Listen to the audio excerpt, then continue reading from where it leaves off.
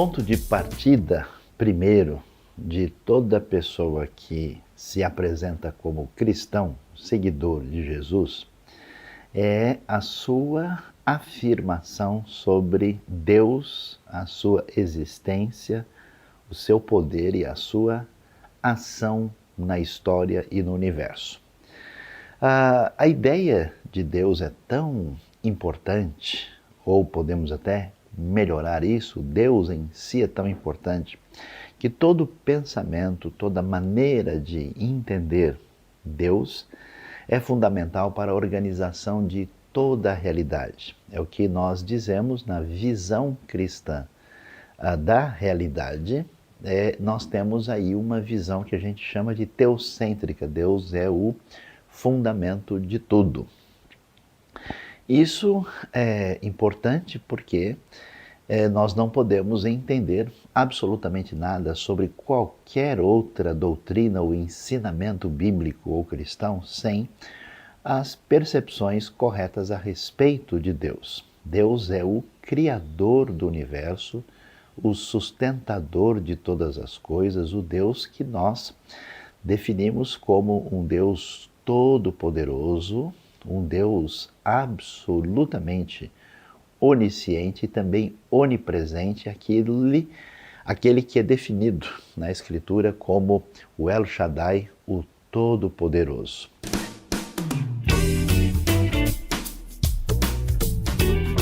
Pensando sobre isso, é interessante começar falando sobre a existência de Deus. Os teólogos, especialmente na tradição histórica da fé cristã, que tenta organizar esse pensamento sobre Deus, principalmente numa interação com a antiga filosofia grega, com o pensamento de Platão, de Aristóteles, e especialmente o pensamento de Aristóteles vai ser uma base histórica quando Deus é muito discutido. E a ideia é principalmente organizada por um outro filósofo medieval chamado Tomás de Aquino, quando vai se perceber Deus como aquela referência última da realidade, como sendo o Senhor, o Deus soberano acima de tudo, que é um Deus todo-poderoso, mas principalmente um Deus imutável que provoca todo o movimento no universo e, usando a linguagem da filosofia, aquele ser essencial, aquele ser que não é contingente, que empresta da sua ontologia para a existência de toda a realidade, de toda a criação. Essa percepção histórica é importante, mas voltando para o pensamento bíblico, é muito interessante que, apesar dos argumentos, como a própria reflexão de Tomás de Aquino vai nos mostrar, porque é necessário acreditar na existência de Deus, na Escritura Sagrada não se defende a existência de Deus. O livro de Gênesis começa dizendo, por exemplo, no princípio Deus criou os céus e a terra.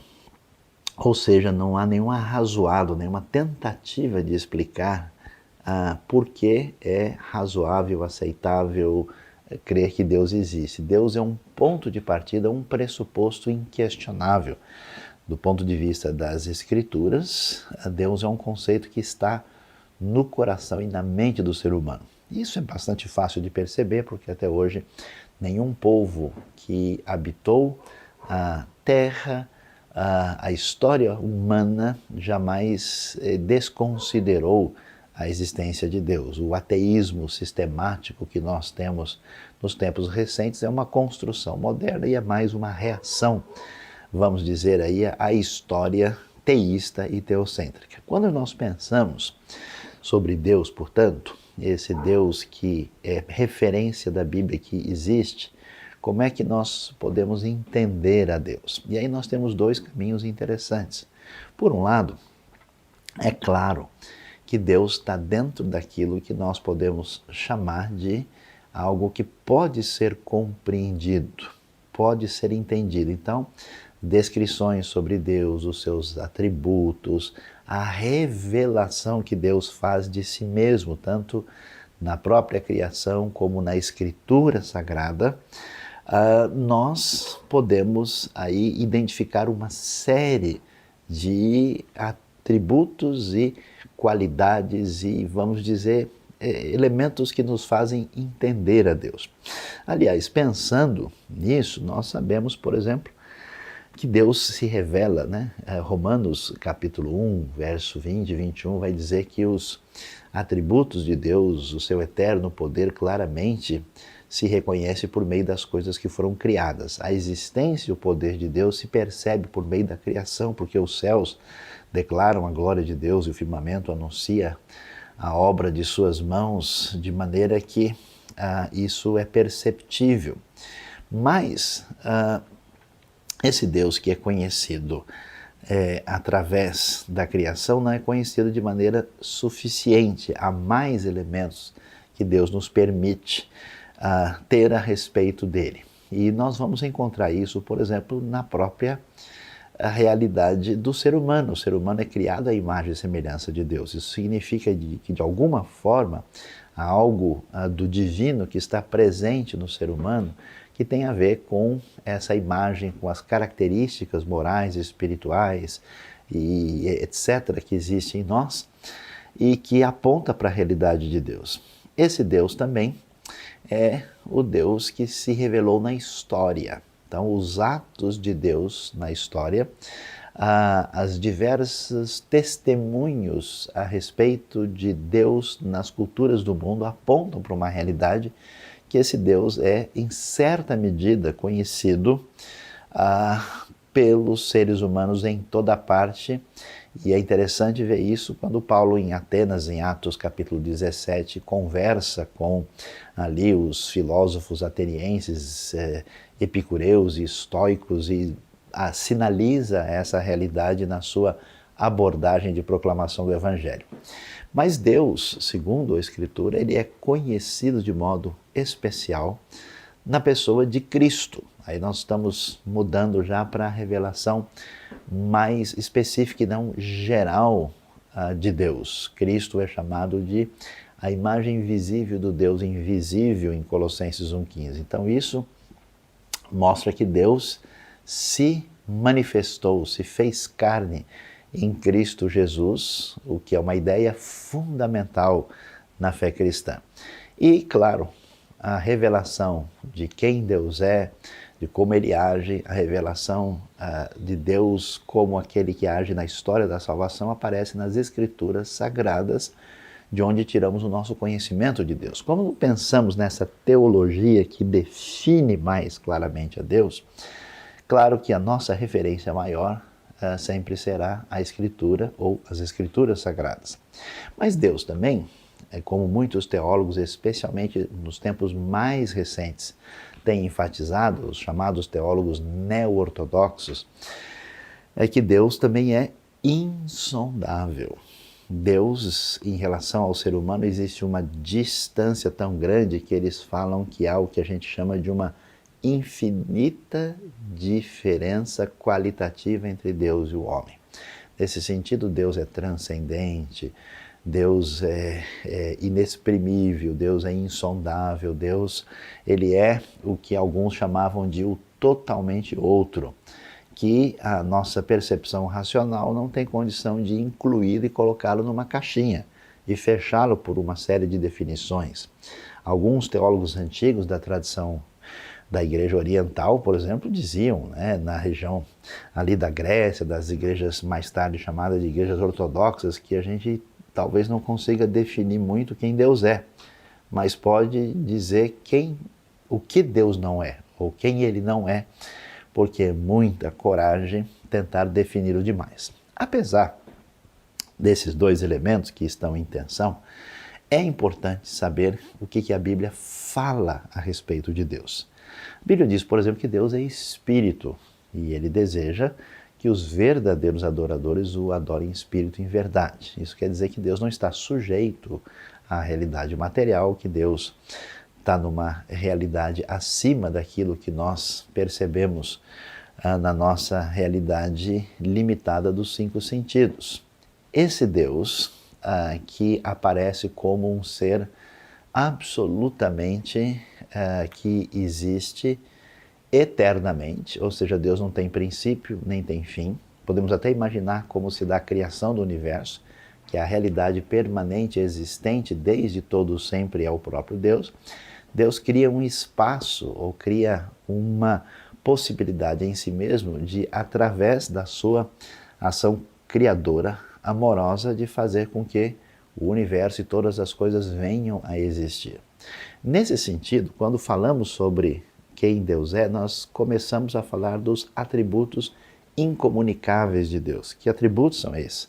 São atributos que dizem respeito a Deus e que não é partilhado conosco. Deus é eterno, não tem princípio nem fim. Deus é absolutamente todo-poderoso. Deus é onipresente, Ele pode estar presente em toda parte do universo. Deus é onipotente, Deus é onisciente, Deus sabe todas as coisas, Deus tem qualidades, Ele é imutável, que não são conhecidas na experiência dos seres criados. Então, nesse sentido, Deus deve ser entendido assim pelas declarações das Escrituras, que o apresentam muitas vezes por meio de descrições, né? Mas também por certos nomes especiais. Ele é o Deus Altíssimo, Ele é Elion, Ele é o Senhor dos Exércitos, Yehová Tsabaoth. Ele é esse El Shaddai, o Deus Todo-Poderoso. Ele recebe uma série de descrições que apontam na direção desses atributos. Mas Deus também é um Deus que tem uma série de atributos que são comunicáveis no sentido que nós também podemos manifestar na nossa realidade aquilo que Deus é. Deus, por exemplo, é bondoso, Deus é justo, Deus é amoroso. Essas realidades, atributos que são mais, vamos assim dizer, palatáveis, fazem parte da nossa experiência também e são essenciais em Deus. É importante refletir em algumas coisas sobre esses atributos de Deus. Primeiro, que não é verdade que nenhum desses atributos é superior aos outros e tenta governar os outros. Algumas pessoas, por exemplo, fazem o que a gente chama de polarização na sua compreensão de Deus. Não, Deus é especialmente justo. A justiça dele é preponderante sobre tudo, ela está acima do amor, ela está acima de todas as coisas. Ou então, ao contrário, não, Deus é principalmente amoroso. No final, a justiça de Deus vai se submeter ao seu amor. Isso não é realidade, não faz nenhum sentido. Os atributos estão numa inter-relação e não temos aí como dizer que um é superior ao outro. Esse Deus, que é um Deus infinito, e a pergunta é infinito em quê? Deus é infinito em todas as coisas. Deus não é infinitamente cruel, nem infinitamente perverso. Ele é infinito nos atributos que lhe são pertinentes. É muito importante definir isso, porque a Bíblia vai deixar claro que não existe em Deus nenhuma ideia de maldade, de injustiça, de qualquer coisa que esteja ligado ao mal. Aliás, a própria compreensão do que é mal, do que tem a ver com aquilo que a gente entende como mal, pecado ou qualquer coisa do tipo, é definido a partir da sua distância em relação a Deus. E, finalmente, devemos dizer que esse Deus é um Deus especialmente bondoso que se manifestou de maneira amorosa no plano da salvação. Esse Deus existe, conforme a revelação bíblica, numa realidade de três pessoas e um só ser, que teologicamente, historicamente, tem sido chamado de trindade ou triunidade divina. O que a gente tem? Nós temos a figura aí do Pai, do Filho e do Espírito Santo. São três deuses? Não, de jeito nenhum. São três manifestações ou modos de ser diferente de um Deus? Não. A trindade aparece como um mistério da fé. É um só Deus, mas são três pessoas distintas. A ideia é que a trindade, a triunidade divina, ontologicamente, existe como um ser para nós muito misterioso, onde o Pai, o Filho e o Espírito se amam desde toda a eternidade, mas existe como um Deus só. É a base da unidade e diversidade que está presente no universo. E por isso nós temos uma ênfase na história bíblica, na Bíblia hebraica, onde o Pai aparece com destaque. Depois, na encarnação de Cristo Jesus, o destaque é do Filho. E depois nós temos, com a vinda do Espírito Santo no Pentecostes, o destaque para o Espírito Santo. Portanto, essa ação preponderante na história da salvação aparece aí nesse elemento que vemos na pessoa de Deus. Nós vamos estudar e entender um pouco mais sobre esse Deus quando falarmos especificamente a respeito do Pai, do Filho e do Espírito Santo na nossa compreensão sobre teologia, doutrina e todas as coisas importantes ligadas à fé cristã nesse nosso aprendizado especial.